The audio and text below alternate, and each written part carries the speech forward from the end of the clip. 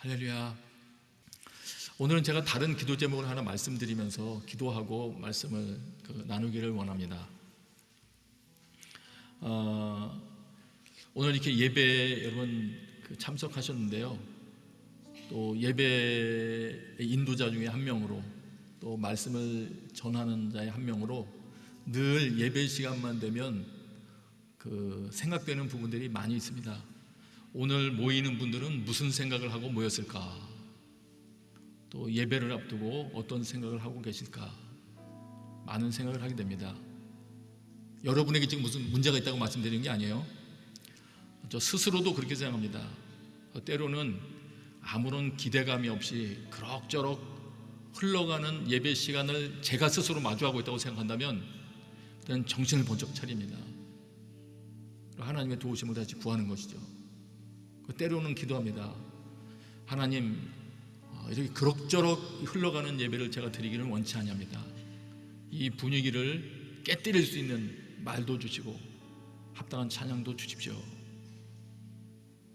예배에 있어서 성공이라는 단어가 적합한지는 잘 모르겠습니다. 그러나 예배에 많은 방해 요소도 있다는 것을 우리가 염두에 둘 때에는 오늘 예배는 내가 성공했다, 이 말도 괜찮지 않나 하는 생각도 가끔 들더라고요. 여러분, 매 순간 예배할 때마다 하나님께 여러분의 모든 관심이 집중되어지고, 또 여러분께서 하나님께 사랑을 표현해드리고 하는 그 표현이 자유롭게 솟아나오는 시간으로 여러분들이 스스로 만들어가게 되시길 바랍니다. 그리고 또 한 가지 있어요. 예배 시간 때 특별히 말씀을 접하는 시간이 있지 않습니까? 그런 생각이 나더라고요. 씨 뿌리는 비유 생각나시죠? 씨앗이 옥토에 떨어졌을 때에는 30배, 60배, 100배의 결실을 맺는다. 돌이켜 생각해보면 이 말씀은 엄청난 말씀입니다. 내 삶에 무언가 어떤 생명 하나가 뿌려졌는데, 말씀이라는 그 형태를 가진 씨앗으로 비유되는 생명이, 하나님의 생명이 제 영혼 중심에 심겨졌는데, 이것이 적당한 환경을 만나서 30배, 60배, 100배의 결실을 맺는다, 열매를 맺는다. 나에게 없었던 무엇인가가 외부로부터 내 안에 심겨져서 100배의 열매를 맺는다. 우와, 이거 얼마나 놀라운 일입니까? 내 삶이 얼마나 변하겠습니까? 없었던 것이 30배가 생겼는데요, 60배가 지금 생성되는데요, 그것도 하나님께서 심어주시는 그것이 성품일지 기능일지 통찰력일지는 모르지만 그것이 제 안에서 풀어져서 30배, 60배, 100배로 자란다면 이것은 정말 엄청난 일입니다. 개인의 삶의 역사를 뒤집어 엎을 수 있는 것이고요, 그 사람이 소속된 공동체를 능히 바꾸고도 남을 수 있는 것이죠. 그래서 저희들이 말씀을 접하는 시간이 다가오면 이것 역시 싸워서 이겨야 되겠습니다. 무엇과 싸우느냐면 말씀에 무관심하고 있는 스스로 싸워야 되는 거죠. 그 태도와도 싸워야 되는 것이고, 나를 살리려고 생명을 주님께서 보내시려고 하는데, 내 영혼에 심으시려고 하는데 내가 무관심한 태도로 멍하니 앉아있다니, 아무런 기대감도 없이 앉아있다니, 이건 내가 참을 수 없다, 이런 생각으로 여러분 스스로 싸우게 되시길 바랍니다. 여러분 기억하십시오. 30배, 60배, 100배 엄청난 기적이 발생할 수 있는 그 기회의 시간에 우리가 앉아있는 것입니다. 그래서 예레미야서에서는 말씀했잖아요. 너희가 가시덤불에 씨를 뿌리지 말아라. 묵은 땅을 갈아엎고서 씨를 뿌려라. 묵은 땅, 단단하고 완고한 마음을 표현한 것이겠죠. 이걸 갈아엎고서 씨앗을 뿌리래요. 하나님의 말씀이 들어갈 수 있는 여지를 만들고 말씀을 집어넣으래요. 어떻게 갈아엎습니까? 기초적인 설명으로 한다면 회개죠. 기존 내 중심의 사고방식 다 뒤집어 엎고 하나님의 은혜를 구해서 깨뜨려야죠. 공극을 만들어야죠. 그래야 말씀이 내 안에 들어올 여지가 생기는 겁니다. 그리고 주님의 설명을 기다려야 됩니다. 우리가 주님께서 그것이 이런 뜻이다 설명해 주실 때 우리 영혼에 깨달아지는 순간 심겨지는 겁니다. 영혼에 심겨지는 겁니다. 그 다음부터 우리가 묵상하며 그 말씀 순종하기 시작할 때 싹이 나고 자라납니다. 놀라운 일이 발생하는 것입니다. 그래서 오늘 이 시간에 같이 한번 기도하기를 원합니다. 먼저 하나님, 제 인생 가운데 아직 자유롭게 예배할 수 있는 기회, 말씀 들을 수 있는 기회를 주셨는데 오늘 이 시간부터라도 주여, 제가 내 묵은 땅을 갈아엎는 그런 일에 성공하게 해주시고 주님 앞에 겸손한 마음으로 다가가게 해주십시오. 그래서 내 영혼을 살리려고 주님께서 생명을 씨앗 형태로 주시는 그 말씀이 내 영혼 중심에 심겨지게 하시고 싹이 나게 하시고 마침내 100배의 결실을 맺게 하여 주옵소서. 여러분의 입술로 하나님께 기도하는 겁니다. 기도하겠습니다. 아버지, 오늘도 은혜를 베풀어 주시옵소서. 우리 영혼 중심에 소망과 기대감과 하나님 말씀에 대한 경외감을 주시옵소서. 하나님, 예배할 때마다 저희 묵은 땅들이 흔들리게 하시고 기경되게 하시고 자기 중심적인 생각들이 깨어지게 하시고 하나님만 바라보는 그 눈길 가운데 주님 역사하여 주셔서 우리 생애 가운데 반드시 필요한 그 말씀을 얻게 하여 주시옵소서. 그 말씀이 또한 심겨지고 싹이 나고 자라날 수 있도록 그런 은혜를 오늘 이 시간 허락하여 주시옵소서. 아버지 하나님, 감사합니다. 그런 은혜를 허락하여 주시옵소서. 또한 저희들의 신앙과 기도의 지경이 넓어져서 하나님의 말씀을 점점 무시하며 하나님 말씀 어기며 사는 것을 법제화하려는 이 땅 가운데 예수 그리스도가 오르심을 드러내는 증거자의 삶을 살게 하여 주옵소서. 이 땅의 치유를 위하여 기도하는 자로 살게 하여 주시옵소서. 성령님, 이 땅을 불쌍히 여겨 주시옵소서. 예수님의 이름으로 기도합니다. 아멘. 아멘. 저희가 5월 전까지는 예수님께서 부활하신 이후에 승천하시기까지 어떤 말씀을 가르치셨을까, 어떤 일을 하셨을까를 주목하면서 나누고자 합니다. 부활하신 후에 승천하시기 직전에 우리에게 뭔가를 가르치시려고 남긴 말씀이라면 매우 중요한 가르침이실 것입니다. 유언처럼 자식을 유학 보내기 위해서 혹은 군입대 시키기 위하여 아니면 출가하기 전에 뭔가 부모로서 한마디 해야 되는 시간이 있다면 여러분 마음 가운데 품었던 가장 귀중한 것, 그 한마디 표현하지 않겠습니까? 중요한 것입니다. 그래서 오늘 예수님께서 어떤 말씀을 하셨는지를 보고 그 말씀을 우리 삶 가운데, 신앙 가운데 반영하고 또 이해하기를 원합니다. 우선 질문 드리겠습니다. 예수님께서 부활하신 후에 승천하시기 직전에 뭐 하셨을까요? 뭘 가르쳐 주셨을까요? 그냥 부활하신 후에 잠시 쉬시다가 올라가셨을까요? 사도행전 1장 3절을 보겠습니다. 사도행전 1장 3절은 이렇게 기록합니다. 우리 함께 읽습니다. 시작. 예수께서 고난당하신 후에 자신이 살아계심을 여러 가지 확실한 증거로 사도들에게 직접 보여주셨고 40일 동안 그들에게 나타나 하나님 나라에 대한 일을 말씀하셨습니다. 아멘. 자신이 살아나셨다는 것 확실히 보여주셨고요. 왜냐하면 제자들이 증거해야 되니까. 그 다음에 그들에게 나타나서, 그것도 무려 40일 동안이나 나타나서 하나님 나라에 대한 일을 말씀하셨답니다. 하나님 나라에 대한 일. 하나님의 통치를 받는다는 것은 복음을 설명하는 또 다른 표현이기도 합니다. 하나님이 나에게 통치자가 되신다, 하나님이 내 삶의 왕이 되셨다 하는 것은 구원을 설명하는 말이기도 합니다. 중요한 의미죠. 그런데 지금 부활 후에 승천하시는 그 사이까지 하나님 나라에 대한 일을 말씀하셨다고 할 때는 무엇을 설명을 하셨는지 사실 그 기간의 내용을 잘 살펴보면 어떤 구체적인 다른 설명은 잘 보이지 않아요. 그래서 성경을 연구하시는 분들이 당황하기도 합니다. 하나님 나라에 대해서 어떤 일을 말씀하셨을까?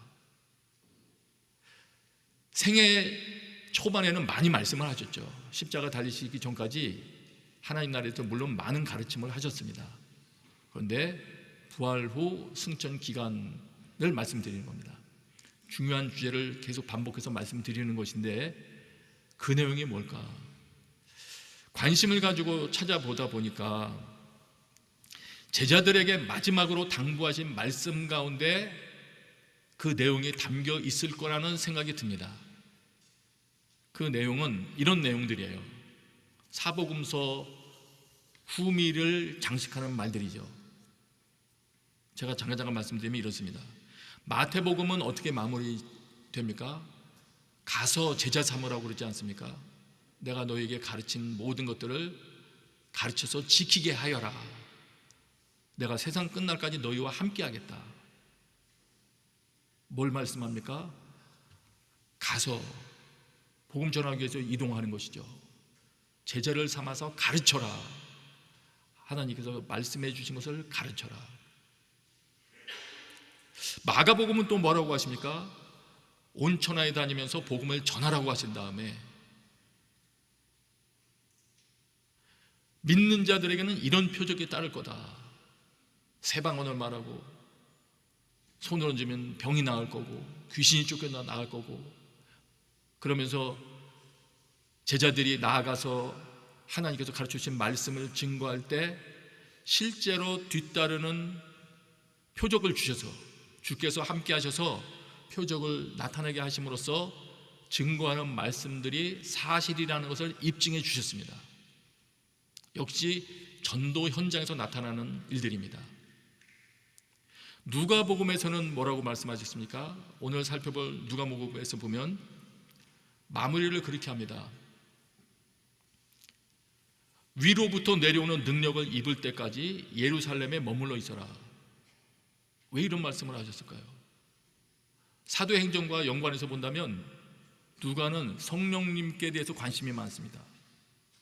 또 기도에 대해서 관심이 많습니다. 어떤 관심입니까? 성령이 임하시면 증인이 되는데, 성령이 임하시면 복음 전하는 자가 되는데, 복음 전하는 것은 우리의 힘만으로 되지 아니하고 성령님의 능력으로 되기 때문에 우리들은 뭘 해야 됩니까? 성령님의 능력을 힘입기 위해서 기도해야 한다는 겁니다.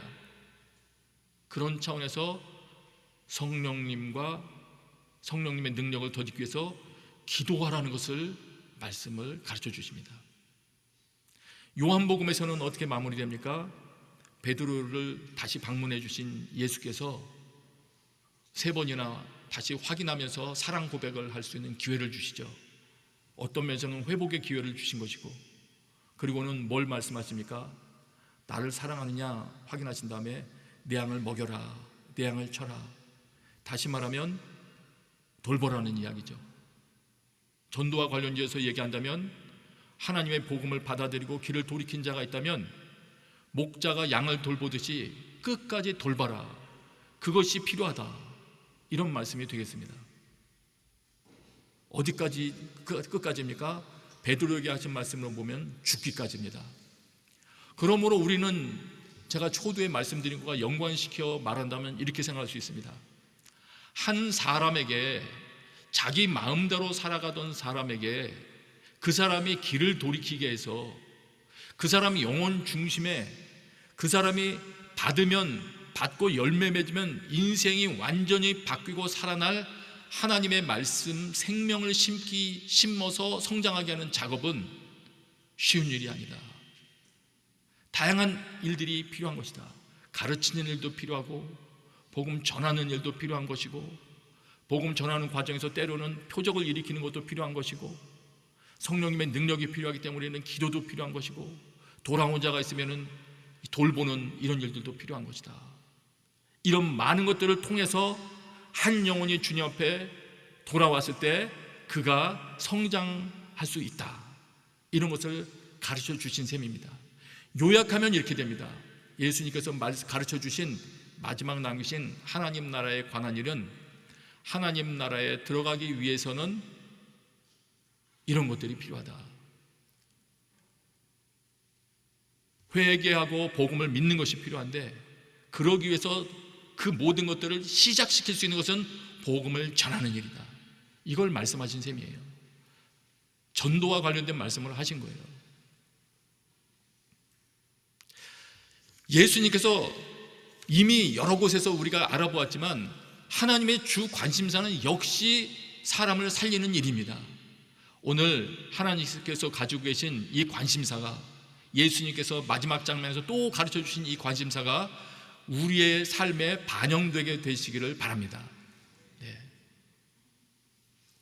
오늘은 그 중에서 누가복음에서 강조한 것을 살펴보기를 원합니다. 누가복음에 기록된 순서대로 살펴보겠습니다. 먼저 예수님께서 가장 소중히 여기신 삶의 태도가 무엇이었나를 먼저 보고 그 사실을 토대로 해서 나머지도 살펴보겠습니다. 24장 44절을 보세요. 누가복음입니다. 24장 44절 같이 읽습니다. 시작. 예수께서 그들에게 말씀하셨습니다. 내가 전에 너희와 함께 있을 때 모세의 율법과 예언서와 시편에서 나에 대해 기록된 모든 일이 마땅히 이루어져야 한다고 너희에게 말한 것이 바로 이것이다. 누가복음 내에서만 봐도 9장 22절 등등에서 예수님이 이미 말씀하셨어요. 인자가 고난받고 죽임당한 후에 다시 살아날 거다. 성경을 인용해서 말씀하신 내용들이죠. 그러면서 오늘 말씀하시는 거예요. 내가 전에 너희와 함께 있을 때 모세의 율법과 예언서와 시편에서 나에 대해 기록된 모든 일이 마땅히 이루어져야 한다고 너희에게 말한 것이 바로 이것이다. 지금 일어난 이 십자가 부활 사건도 성경에 기록된 것이 이루어진 것이다. 그리고 성경에 기록된 내용들은 자신에 대한 것도 마땅히 이루어져야 한다는 것을 지금 언급하고 계세요. 이 본문뿐만 아니라 우리가 복음서 내에서 예수님께서 소중히 여기셨던 삶의 태도를 하나 발견합니다. 그것은 아버지께서 하신 말씀이면, 또 아버지께서 소중히 여기셔서 이 땅의 선지자들을 통해서 쏟아낸 말씀이면 그대로 이루기를 원하시는 그런 삶의 태도입니다. 기억나시죠? 예수님이 지역 정하는데도 그러셨더라고요. 예수께서 나사렛을 떠나 스불론과 납달리 지역에 호숫가가 있는 가버나움에 가서 그곳에 사셨습니다. 그러면서 이유를 말해요. 이는 예언자 이사야를 통해 하신 말씀을 이루시려는 것입니다. 곳곳에 이런 표현이 나옵니다. 예수님께서 뭘 하셨을 때는 이는 선지자 누구를 통하여 하신 말씀을 이루려 하십니다. 그걸 염두에 두시고 사신 것이죠. 우리도 예수님을 본받기를 정말 갈망한다면 이 태도만큼은 내 속에 있어야 옳습니다. 그런 기도가 우리의 기도가 되기를 원하는데요. 하나님, 성경의 그리스도인들의 삶 가운데 이루어지기를 원하시는 그 내용이 내 삶 가운데 정말 이루어지기를 갈망하는 마음을 내 안에 주시옵소서. 성경에 기록된 내용인데 아직 내 삶 가운데 이루어지지 않고 있는 것이 있다면 애통하면서, 하나님, 이 말씀이 내 삶 가운데 아직 이루어지기 시작조차 하지 못했습니다. 불쌍히 여겨주시고 내 삶 가운데 이루어지기 시작하게 해주십시오. 이걸 위하여 기도하며 움직이기 시작하는 것이 예수님의 태도를 본받는 길일 것입니다. 또한 이렇게 말씀이 이루는 삶이 소중하기 때문에 다른 이들에게도 그 말씀의 의미를 예수님이 설명도 하셨어요. 24장 45절입니다. 우리 같이 읽습니다. 시작. 그리고 예수께서 그들의 마음을 열어 성경을 깨닫게 해주셨습니다. 이 성경에 기록된 모든 내용들이 이루어져야 한다는 것이 바로 이것이다 하시면서 이제는 그 성경 말씀들을 찾아서 지금 깨닫게 해주시는 거예요. 제자들에게도 지금 뭔가 말씀을 설명하시는 거예요. 46절을 보세요. 46절, 타인에게도 말씀이 그들의 삶 가운데 이루어지는 것이 소중하다고 여겼기 때문에 설명을 해주시는 겁니다. 46절 함께 읽습니다. 시작. 예수께서 그들에게 말씀하셨습니다. 이렇게 기록되어 있다. 그리스도께서 고난을 겪고 3일째 되는 날 죽은 사람들 가운데서 살아날 것이며, 지금 이루신 말씀을 지금 얘기하시는 거예요. 이 말씀은 누가 이뤘죠? 그리스도께서 고난을 겪고 3일째 되는 날 죽은 사람들 가운데서 살아날 것이며, 이 말씀은 이루어졌습니까? 안 이루어졌습니까? 이루셨습니다. 지금 예수님이 말하는 이 시점으로 봤을 때 부활 이후에 지금 제자들한테 하시는 말씀이기 때문에 이루어진 사건이에요. 이루어진 사건이에요. 그래서 46절, 47절 쭉 이어지는 말이 이루어져야 할 말로 선포된 것들인데 46절을 이미 이루셨어요. 그래서 이 내용을 근거로 우리는 47절로 나아갈 수 있습니다. 47절 같이 읽습니다. 시작.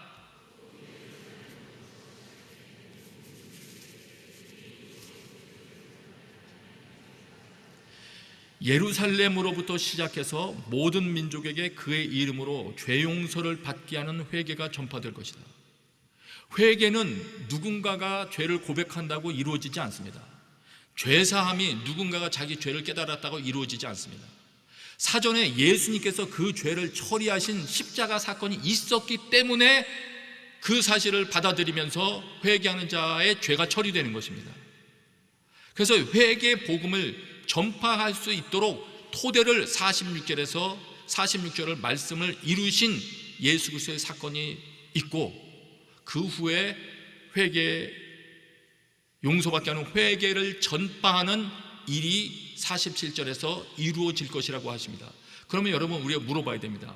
47절은 이루어졌습니까? 안 이루어졌습니까? 시작은 되었으나 마무리는 안 된 것이죠.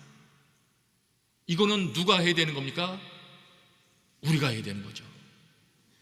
그 당시에 들었던 제자들이 오늘날은 예수 그리스도의 십자가와 부활을 소식을 알고 있는 우리가 해야 되는 겁니다. 이건 어떤 면에서는 영광스러운 이야기입니다. 예수 그리스도께서 하나님의 뜻을 받아 시작하신 이 구원 사건을 십자가 지시고 부활하시고 그것을 경험하게 해서 각 사람이 구원을 체험하게 되는 구원 사건의 완성이라고 할 수 있고 마무리할 수 있는 일을 우리가 참여해서 할 수 있다는 것이니까요. 이건 영광스러운 일이죠. 내가 주님의 일에 동참하여 이 47절의 말씀을 이루리라, 이 결심이 우리에게 일어나게 되시기를 기도합니다. 네. 48절입니다. 48절. 그러면서 이 47절에 있는 내용으로 주님께서 우리를 초청하시는 거예요. 같이 읽습니다. 시작. 너희는 이 일들의 증인이다. 우리를 보시면서 예수님을 모르는 자가 증언할 수 없지 않습니까? 너희는 이 일들의 증인이다. 이 말씀을 생각해 보면 귀중한 내용들을 담고 있습니다. 우리는 전도하기를 원한다고 말합니다. 저희 교회가 바라보는 것이 선교이지 않습니까? 그런데 이 내용을 보면 우리가 전도한다고 할 때, 우리가 선교한다고 할 때 우리가 전하는 내용의 핵심은 우리의 창조적인 아이디어가 아닌 것을 알 수 있어요. 우리는 우리가 논의한 창조적인 아이디어나 프로그램을 전하기 위해서 뛰어다니지 않습니다. 그것을 위해서 우리가 아우리치가 하지 않습니다. 오늘 성경에서 가르쳐주시는 바는 우리의 회의 결과나 목표를 달성하기 위해서 우리가 움직이는 것이 아니고 예수님께서 이루신 일, 하나님께서 이루신 일의 절정은 예수 그리스도께서 십자가에 죽으셨다는 사실이고, 부활하셔서 예수 그리스도께서 이 땅에서 가르치시고 선포하시던 모든 일들이 옳다는 것을 입증해 주신 사건이거든요. 그 사건을 증거하러 다니는 것입니다. 네. 놀라운 것은 후에 바울도 경험했고 많은 그리스도인들이 경험한 것은, 이제 우리가 곧 설명드릴 텐데, 성령님의 설명이 필요한데, 우리가 하나님의 말씀을 깨닫기 위해서는 성령님의 설명이 필요한데, 성령님께서 한 영혼을 변화시키기 위하여 가장 설명하기를 원하시는 소중한 소재로 다루시는 이야기는 바로 예수 그리스도의 십자가와 부활 이야기입니다. 하나님 아버지께서 매우 소중하게 여기시는 이야기의 주제이기 때문에 우리는 그 이야기에 정통해야 될 것이에요. 말할 때 그 이야기를 꼭 우리 입술에서 그 이야기를 내놓기 시작해야 돼요. 그러면서 성령께서 그 이야기를 중심으로 해서 무언가를 풀어 설명해 주시기를 구해야 돼요. 다른 아이디어가 아니고요. 이것을 알게 됩니다. 하나님의 구원 사건은 나의 창조적인 아이디어로부터 시작되는 것이 아니고, 그 사람의 영혼을 구원하는 일은 나의 열심이나 창조적인 아이디어로부터 시작되는 것이 아니고 하나님께서 이루신 십자가 사역과 부활로부터 시작되는 것이기 때문입니다. 그 은혜도 여러분의 기도 제목이 되기를 바랍니다. 하나님 저에게 은혜를 베풀어 주셔서 예전보다 더 깊이 십자가가 의미하는 것이 무엇인지, 부활이 의미하는 바가 무엇인지 깨닫게 하여 주옵소서. 49절입니다. 24장 49절 우리 같이 읽습니다. 시작. 내가 내 아버지께서 약속하신 것을 너희에게 보낸다.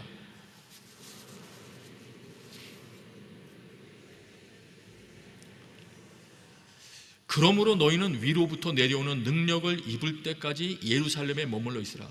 증인으로 초청을 하시면서 왜 이 말씀을 하셨을까요? 가라 그러시면 되지 않을까요? 너희는 이 일의 증인이라. 그러고는 왜 갑자기 기다리라고 하셨을까요? 그건 예수님이 아셨기 때문이에요. 우리의 연약함을 아셨기 때문이에요. 이런 점에서는 우리나 제자들이나 같았습니다. 예수님의 제자들이 저희들보다 더 가까이서 예수님을 목격했으며 더 강도 높은 훈련을 받았지만, 그럼에도 불구하고 하나님께서 다른 사람 살리기 위하여 주신 생명을 전하는 일, 또 예수 그리스도의 복음을 전하는 일에 있어서는 우리들의 힘만으로는 안 된다는 것을 주님이 아셨기 때문이에요.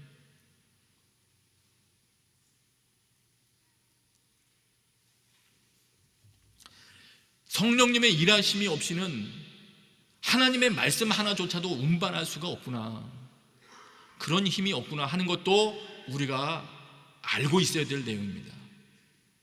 꼭 붙들고 있어야 될 내용이에요. 그래야 성령님의 도우심을 구할 테니까요. 복음의 현장에서. 왜 이렇게 성령님의 역할을 강조하느냐, 이제 제가 곧 설명을 할 거예요. 그 전에 한 가지 말씀드리고 넘어갈 거예요. 그래서 우리는 이렇게 됩니다. 기도하라고 하셨으니까 혹시 여기 앉아 계신 분 중에서 이 말을 들으면서 그래 나는 복음 증거하는 사람이 될 거야, 혹은 선교지로 가기로 결심한 분 계십니까? 그러면 그분은 또 하나를 받아들여야 돼요. 난 복음 전하는 사람이 될 거야, 선교지에 갈 거야. 그걸 받아들이고 결심한 만큼 또 한 가지 결심해야 되는데, 성령님이 임하시기까지 나는 기도하리라. 그리고 바로 그 결심의 현장이 기도를 시작하는 현장이 되어야 마땅합니다. 언제까지요? 성령님이 임하시기까지. 이 부분에 대해서는 서로 다른 두 종류의 가르침이 있어요. 한 부류의 분들은 이렇게 이야기하세요. 성령 충만 혹은 성령의 능력을 덧입는 건 어떻게 되느냐? 믿음으로 된다. 왜냐하면 하나님께서 우리에게 그걸 주시기 원하기 때문이다. 구하는 자에게 좋은 걸 안 주시겠느냐? 주신다. 그러므로 우리가 믿고 구하고 내 삶 가운데 그런 능력이 드러나지 않았다 할지라도 믿음으로 받은 줄로 믿고 행하면 그 역사를 체험하게 된다. 이런 식의 설명이 하나 있어요. 맞는 것 같으세요? 틀리는 것 같으세요? 또 한 부류의 설명은 이런 설명이 있습니다. 성령님의 능력을 덧입는다는 것은 실제로 성령님의 능력이 덧입혀지는 것을 체험할 때 알게 되는 것이다. 당신이 성령님의 능력이 덧입혀졌다는 걸 모르느냐? 그러면 안 받은 거다. 그렇기 때문에 받을 때까지 기도해라. 어느 말이 맞을까요? 저는 제가 답을 드릴게요. 저는 두 개를 합쳤습니다. 이렇게 하면 확실할 것 같습니다. 기도하면 주시리라 믿고 성령님의 능력을, 여기 성령 위로부터 능력을 입을 때까지 기다리라니까요. 위로부터 능력을 입을 수 있도록 믿음으로 기도하기 시작하는 겁니다. 그리고 믿음으로 구하면 하나님께서 역사하실 줄로 믿고 일단 복음 전하는 일을 시작하는 거죠. 첫걸음을 내딛는 거예요. 그러면서 겸손한 마음으로 계속 구하는 겁니다. 계속 구하는 거예요. 하나님, 약속하신 위로부터의 능력이 덧입혀졌다는 것이 제가 복음 전하는 현장에서 능력으로, 표적으로 나타나게 하여 주옵소서. 언젠가는 나타나는 것을 여러분들이 경험하고 놀랄 것입니다. 1대1 하시잖아요. 1대1 하시다가 성령이라는 도달하잖아요. 담대하게 붙들고 함께 같이 기도하세요. 그 여러분 1대1 동반자에게 성령이 임하시는 것을 여러분이 체험하실 것입니다. 그가 새로운 방언을 말하게 되는 것을 여러분 체험하실 거예요. 믿음으로 하세요.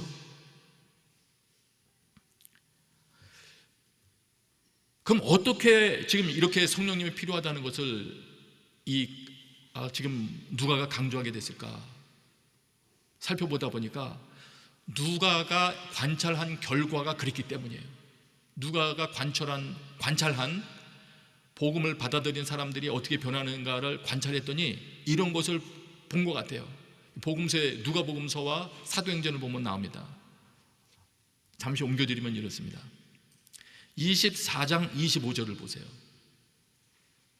같이 읽습니다. 시작. 예수께서 그들에게 말씀하셨습니다. 어리석고 예언자들이 말한 모든 것을 마음에 더디게 믿는 사람들이요. 일단 누가는 확인했어요. 누가뿐만이 아니죠. 다른 복음서에서도, 구약에서도 믿음의 선배들이 확인했죠.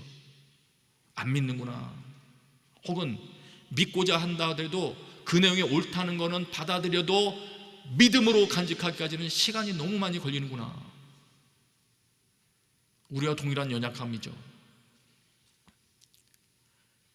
엠마오 두 제자 사건도 마찬가지지 않습니까?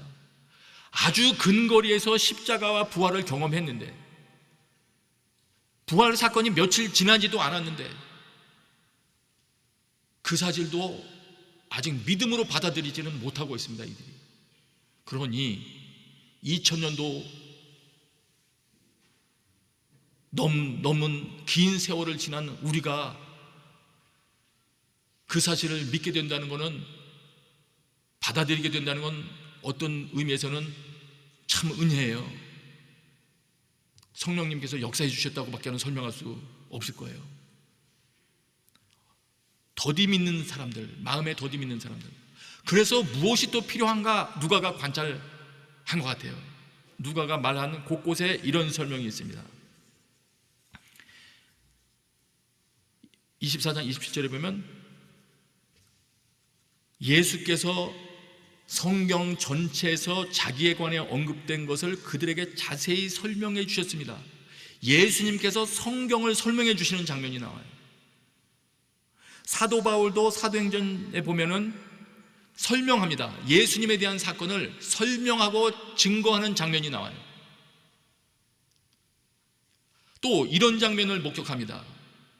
누가복음 24장 보면 지금 24장에 있는 내용들을 제가 쭉 얘기하는 거예요.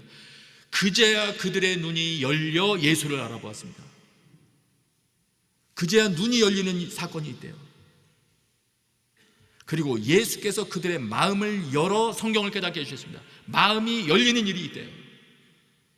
누군가 작용을 하고 계신 것이죠. 지금 내가 여는 걸 말하는 게 아니에요. 엠마오로 내려가던 제자들이 말합니다. 길에서 그분이 우리에게 말씀하시고 성경을 풀어주실 때 우리 마음이 뜨거워지지 않았느냐. 주님이 설명해 주시니까, 설명을 들으니까, 시편 가르침대로 말하면 주의 말씀이 열릴 때 말씀에서 빛이 비춘다 그랬어요. 말씀이 열린다는 것은 설명하는 동작에 해당됩니다. 설명이 임하는 거예요. 누구의 설명이요? 우리의 설명이 아니고요, 예수 그리스도께서 설명하시고, 잠시 후에 말씀드리겠습니다만 성령께서 보여주시기 시작하시니까 눈이 열리고 마음이 열리고 그 내용을 깨닫게 되어 믿음으로 간직하게 되는 일이 발생을 했습니다. 이걸 본 거예요. 그래서 누가가 이야기하는 겁니다. 성령님이 없이는 안 되구나, 이걸 알기 때문에 그래 예수님이 하신 말씀을 기억한 거예요. 그래서 예수님이 이 말씀을 하셨구나. 예루살렘을 떠나지 말고 아버지께서 약속하신 것을 그 능력으로 덧입힐 때까지 기다리라고 하셨구나. 그래서 기록한 것이에요. 고린도전서 말씀을 보겠습니다. 고린도전서 2장 4절, 성령님이 어떻게 열어주시는지 이 내용도 한번 보겠어요. 우리 같이 읽습니다. 시작. 내 말과 내 선포는 지혜롭고 그럴듯한 말들로 한 것이 아니라 성령의 능력이 나타낸 증거로 한 것입니다. 사도 바울도 이 사실을 깨달았어요. 잘 믿지 못하는데, 사람들의 믿지 못하는, 마음을 열지 못하는 연약함이 있는데 하나님 차원에서의 설명이 눈을 열게 하는구나, 이거를 깨달았기 때문에 바울은 이렇게 설명합니다. 자기가 지금 선포할 때 하나님을 제외한 자기의 그럴듯한 논리로 설명하지 않겠대요. 이렇게 선포한대요. 자기는 성령의 능력이 나타낸 증거. 직역하면 이렇게 말할 수 있어요. 성령님의 능력, 성령님과 그 성령님이 나타내시는 능력 가운데에서 전하는 거예요. 그 능력이 둘러싸여 있는 그 가운데에서 그 능력을 도구로 하여, 하여튼 성령님의 능력과 뗄 수 없는 그런 전달을 하는 겁니다. 듣는 사람 입장에서는 뭔가 모르는 그 사람은 A라는 말을 하고 있는데 A 말 하나만 다가오는 것이 아니에요. 주변에 엄청난 강한 힘과 함께 무엇이 설명되어 오기 시작합니다. 여러분들도 그런 경험 해보신 일 있으시죠? 어느 날 집회에서 말씀을 듣는데 설교자는 A라는 말씀을 하고 계신데 여러분 영혼에서는 B라는 말도 막 설명이 되는 것 깨닫고 눈이 열리는 경험하신 일 있으시죠? 그럴 때는 여러분 감사하셔야 됩니다. 성령께서 여러분에게 뭔가를 지금 터치하고 계신 거예요. 귀중한 일이 여러분에게서 발생하고 계신 거예요. 또 다른 표현은 이렇게도 볼 수 있겠더라고요. 이 어근을 추적해 보니까 이런 이해도 가능하겠다는 생각이 들었어요. 성령님이 뭘 나타내 주시는데, 좀 보여주시는데 우리는 이것을 여기를 주목하고 있는데 성령님께서는 우리가 이것만 주목하고 있으면 잘 이해를 못하겠으니까 가르쳐 주는 겁니다. 방향을 알려주시는 거예요. 그쪽 보지 말고 이걸 봐라 하고 볼 것을 가르쳐 주시는 그런 것. 하여튼 어떤 의미로 설명을 하든지 간에 성령님의 설명이라는 것이 있는 것입니다. 하나님의 말씀을 성령께서 설명해 주실 때 그 각 개인에게 가장 적합한 설명이 임하는 것이에요.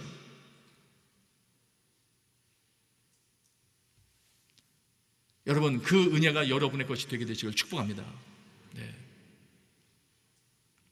저는 오늘 설교할 것 다 했습니다. 마무리할 겁니다. 영혼을 구원하는 일이 하나님이 가장 기뻐하시는 일입니다. 예수님께서 마무리하신 말씀을 통해서도 우리 확인한 내용이에요. 그리고 또 확인한 것. 그런데 그 영혼 구원을 하기 위해서 가르치기도 하고 복음 전하기도 하고 돌보기도 하고 많은 걸 해야 되는데 우리의 능력으로 할 수 없구나, 성령님의 도우심이 필요하구나 하는 것도 오늘 우리가 알게 된 것이에요. 그래서 오늘 우리는 중요한 것은 두 가지를 우선은 염두에 두시면 됩니다.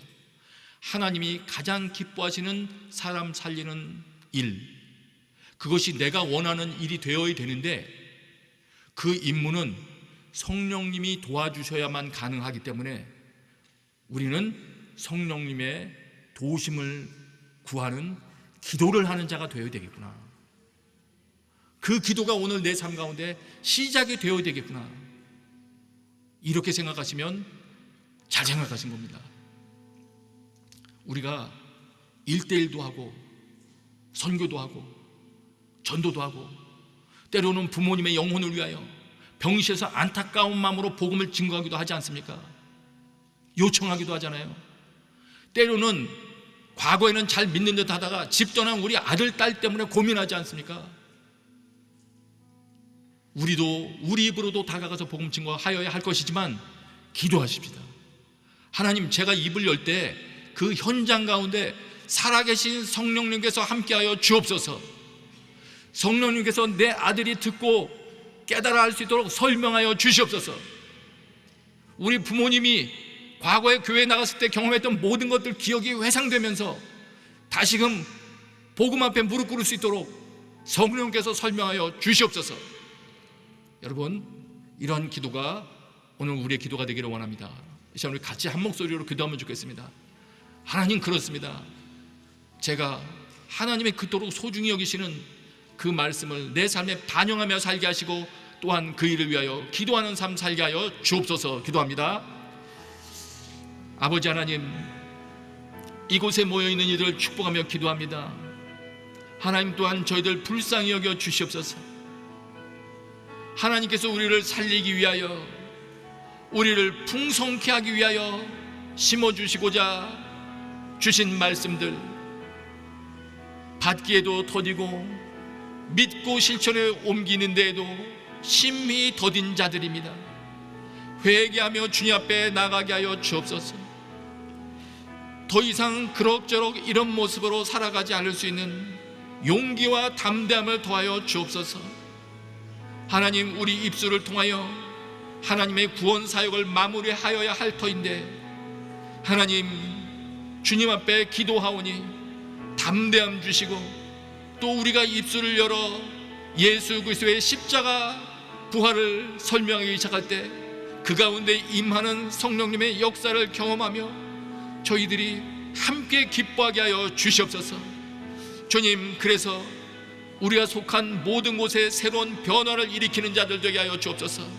새로운 생명의 역사가 흐르게 하여 주시옵소서. 예수님의 이름으로 기도합니다. 아멘.